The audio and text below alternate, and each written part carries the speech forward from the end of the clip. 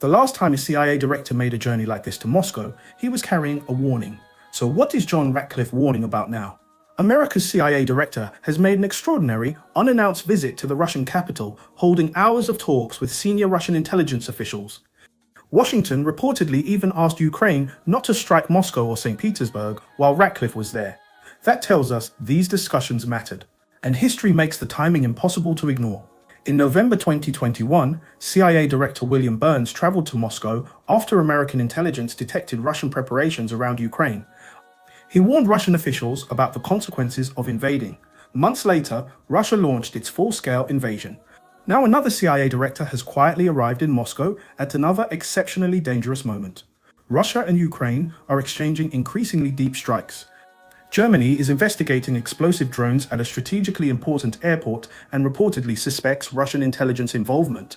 European governments continue warning about sabotage and hybrid warfare. Meanwhile, Russia and America are on opposing sides of the Iran conflict, and negotiations over Ukraine remain unresolved. So has American intelligence detected another escalation being prepared? We don't know. And there is currently no public evidence that Russia is preparing another invasion or attack comparable to February 2022. But CIA directors don't routinely fly into Moscow during periods like this without something serious to discuss. Ratcliffe could have been carrying a warning.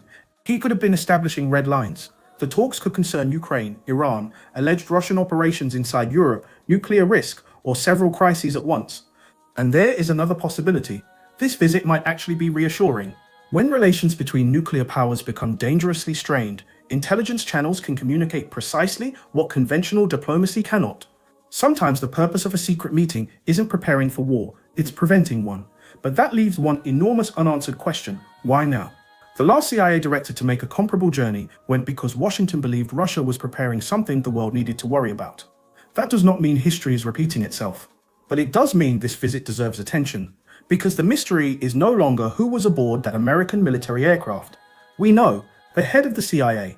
The mystery is what brought him to Moscow, and what Washington believes could happen next.